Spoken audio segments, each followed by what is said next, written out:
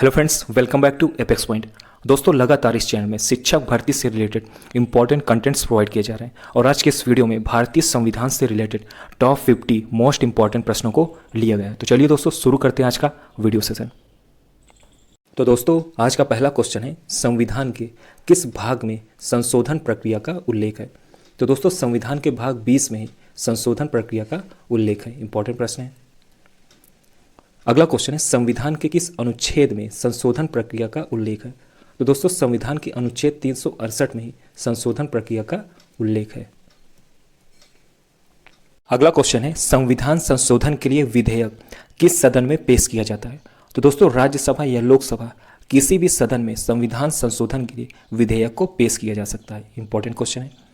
अगला प्रश्न है, किस संशोधन के अंतर्गत भूतपूर्व देशी राजाओं के प्रीवी पर्स को समाप्त कर दिया गया। तो दोस्तों, 26वें संविधान संशोधन के द्वारा ही भूतपूर्व देशी राजाओं के प्रीवी पर्स को समाप्त कर दिया गया। दोस्तों, प्रीवी पर्स किसी संवैधानिक या लोकतांत्रिक राजतंत्र में राज्य के स्वायत्त शासक एवं राज परिवार को मिलने वाली विशेष धनराशि होती है, प्रीवी पर्स। अगला क्वेश्चन है, भारतीय संविधान में प्रथम संशोधन कब हुआ। इंपॉर्टेंट क्वेश्चन है। तो दोस्तों, 1951 में भारतीय संविधान में प्रथम संशोधन हुआ।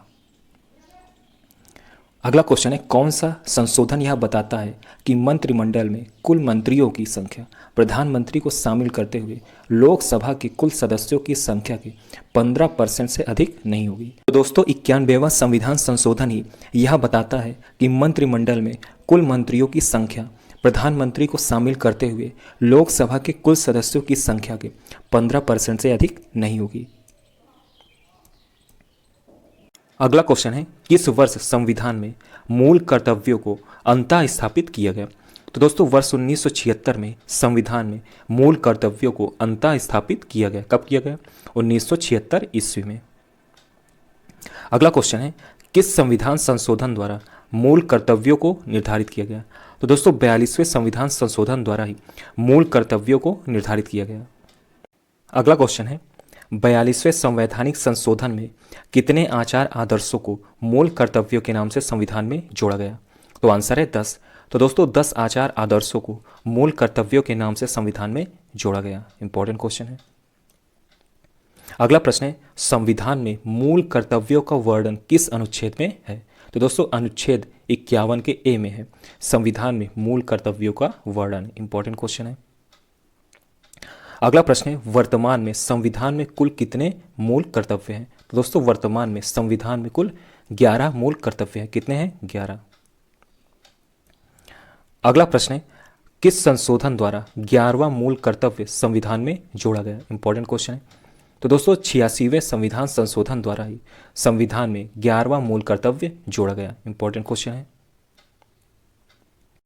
अगला क्वेश्चन है, किस समिति की संस्तुतियों के आधार पर मूल कर्तव्यों का प्रावधान किया गया। तो दोस्तों, स्वर्ण सिंह समिति की संस्तुतियों के आधार पर ही मूल कर्तव्यों का प्रावधान किया गया। इंपॉर्टेंट क्वेश्चन है।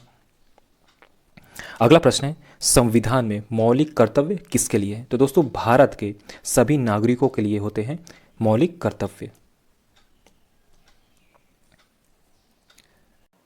अगला प्रश्न है, राष्ट्रपति की आपातकाल की उद्घोषणा को संसद के समक्ष उसकी स्वीकृति हेतु कितने दिनों के अंदर रखा जाना चाहिए। तो दोस्तों, 1 माह के अंदर राष्ट्रपति की आपातकाल की उद्घोषणा को संसद के समक्ष उसकी स्वीकृति हेतु रखी जानी चाहिए। कितना? 1 माह के अंदर।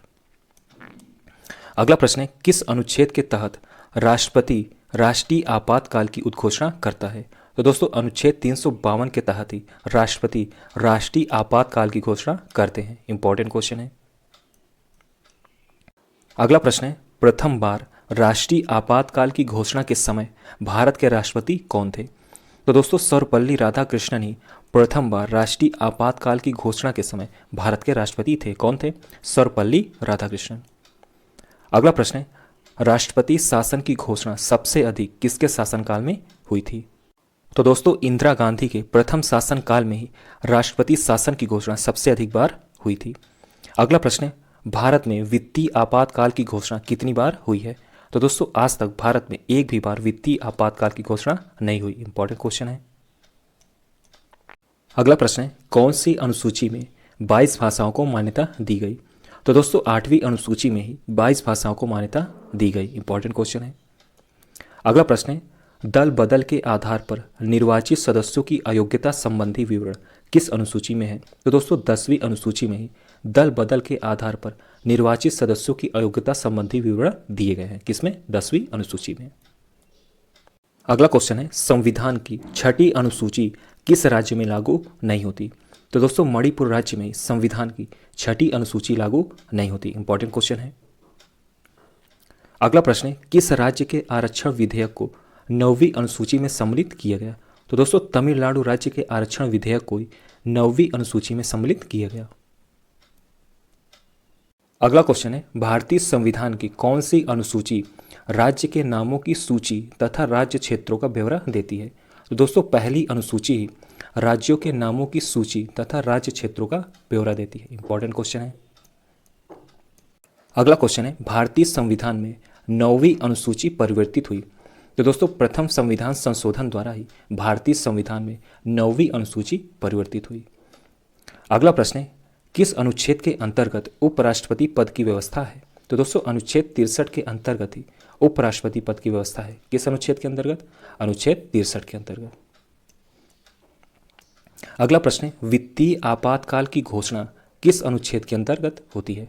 तो दोस्तों अनुच्छेद 360 के अंतर्गत ही वित्तीय आपातकाल की घोषणा होती है। इंपॉर्टेंट क्वेश्चन है। अगला प्रश्न है, राष्ट्रीय पिछड़ा आयोग का गठन किस अनुच्छेद के अंतर्गत किया गया? तो दोस्तों अनुच्छेद 340 के अंतर्गत ही राष्ट्रीय पिछड़ा आयोग का गठन किया गया। इंपॉर्टेंट क्वेश्चन है। अगला प्रश्न है, किस अनुसूची में केंद्र व राज्य के बीच शक्तियों के बंटवारे का वर्णन है?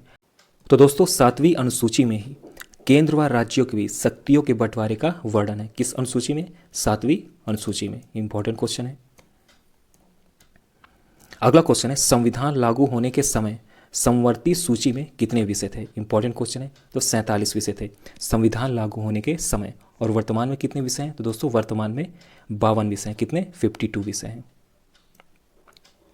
अगला प्रश्न है, वर्तमान में राज्य सूची में कितने विषय हैं? तो दोस्तों 61 विषय हैं वर्तमान में राज्य सूची में विषय। और ये विषय हैं न्यायालय, राज्य पुलिस, सफाई, कृषि, सड़क, वन, पशु, सिंचाई, ऐसे ही 61 हैं। अगला प्रश्न है, वर्तमान में संघ सूची में कितने विषय हैं? तो दोस्तों 100 विषय हैं वर्तमान में संघ सूची में। और ये हैं सेना, रक्षा, रेल, संचार, मुद्रा, नागरिकता, आरबीआई, बचत, ऐसे ही 100 विषय हैं। अगला क्वेश्चन है, किस अनुसूची में असम, मेघालय, त्रिपुरा, मिजोरम राज्यों के जनजातीय क्षेत्रों के प्रशासन के बारे में प्रावधान है? तो दोस्तों 6ठी अनुसूची में ही असम, मेघालय, त्रिपुरा, मिजोरम राज्यों के जनजातीय क्षेत्रों के प्रशासन के बारे में प्रावधान है। अगला प्रश्न है, भारतीय संविधान के किस अनुच्छेद में यह लिखा है कि भारत राज्यों का एक संघ होगा? इंपॉर्टेंट क्वेश्चन है। तो दोस्तों भारतीय संविधान के अनुच्छेद पहले में ही यह लिखा है कि भारत राज्यों का एक संघ होगा। इंपॉर्टेंट क्वेश्चन है। अगला प्रश्न है, किस अनुच्छेद में नागरिकों को मौलिक अधिकार प्रदान किए गए? तो दोस्तों अनुच्छेद 12 से 35 तक में नागरिकों को मौलिक अधिकार प्रदान किए गए। इंपॉर्टेंट क्वेश्चन है। अगला प्रश्न है, किस अनुच्छेद में नागरिकता संबंधी प्रावधान है? इंपॉर्टेंट क्वेश्चन है। तो दोस्तों अनुच्छेद 5 से 11 तक में नागरिकता संबंधी प्रावधान है। अगला प्रश्न है, नौकरियों तथा शैक्षणिक संस्थाओं में समाज के कमजोर वर्गों के लिए आरक्षण उपलब्ध कराने के लिए केंद्र सरकार को कौन सा अनुच्छेद अधिकार प्रदान करता है? तो दोस्तों अनुच्छेद 16 ही केंद्र सरकार को यह अधिकार प्रदान करता है। कौन सा अनुच्छेद? अनुच्छेद 16। इंपॉर्टेंट क्वेश्चन है। अगला प्रश्न है, संविधान के किस अनुच्छेद में प्रेस की स्वतंत्रता दी गई है? तो दोस्तों अनुच्छेद 19 के पहले में ही प्रेस की स्वतंत्रता दी गई है। इंपॉर्टेंट क्वेश्चन है। अगला प्रश्न है, संविधान के किस अनुच्छेद में अल्पसंख्यकों के हितों के संरक्षण की व्यवस्था है? तो दोस्तों अनुच्छेद 19 में ही अल्पसंख्यकों के हितों के संरक्षण की व्यवस्था है। किसमें? अनुच्छेद 29 में। इंपॉर्टेंट क्वेश्चन है। अगला क्वेश्चन है, किस अनुच्छेद के अंतर्गत सर्वोच्च न्यायालय नागरिकों के मौलिक अधिकारों की रक्षा करता है? तो दोस्तों अनुच्छेद 32 के अंतर्गत ही सर्वोच्च न्यायालय नागरिकों के मौलिक अधिकारों की रक्षा करता है। किस अनुच्छेद के अंतर्गत? तो अनुच्छेद 32 के अंतर्गत। इंपॉर्टेंट क्वेश्चन है। अगला प्रश्न है, संविधान के किस अनुच्छेद में राज्य के नीति निर्देशक तत्वों का उल्लेख है? इंपॉर्टेंट क्वेश्चन है। तो दोस्तों अनुच्छेद 36 से 51 तक राज्यों के नीति निर्देशक तत्वों का उल्लेख हुआ है। कहां से कहां तक? तो 36 से 51 तक। अगला प्रश्न है, भारतीय संविधान के किस अनुच्छेद में कल्याणकारी राज्य की अवधारणा वर्णित है? तो दोस्तों भारतीय संविधान के अनुच्छेद 39 में ही कल्याणकारी राज्य की अवधारणा वर्णित है। किस अनुच्छेद में? अनुच्छेद 39 में। इंपॉर्टेंट प्रश्न है। अगला क्वेश्चन है, संविधान के किस अनुच्छेद के अंतर्गत भारत के राष्ट्रपति पर महाभियोग चलाया जा सकता है? तो दोस्तों अनुच्छेद 61 के अंतर्गत ही भारत के राष्ट्रपति पर महाभियोग लगाया जा सकता है। इंपॉर्टेंट क्वेश्चन है। किस अनुच्छेद के अंतर्गत? अनुच्छेद 61 के अंतर्गत। अगला प्रश्न है दोस्तों, भारत में कितने प्रकार की आपातकाल की व्यवस्थाओं पर विचार किया जा सकता है? तो दोस्तों 3 प्रकार की आपातकाल की व्यवस्थाओं पर विचार किया जा सकता है। कहाँ? भारत में। अगला प्रश्न है, भारत का राष्ट्रपति किस प्रकार के आपातकाल की घोषणा कर सकता है? तो दोस्तों 3 प्रकार के आपातकाल की घोषणा राष्ट्रपति कर सकता है। अगला प्रश्न है, भारत में अब तक कितनी बार आपातकाल की घोषणा हो चुकी है? तो दोस्तों 3 बार भारत में आपातकाल की घोषणा हो चुकी है। कितनी बार? 3 बार।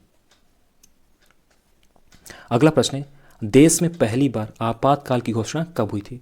तो दोस्तों 26 अक्टूबर 1962 को ही देश में पहली बार आपातकाल की घोषणा हुई थी। कब हुई थी? 26 अक्टूबर 1962 में। इंपॉर्टेंट प्रश्न है। अगला प्रश्न है, देश में दूसरी बार आपातकाल की घोषणा कब हुई थी?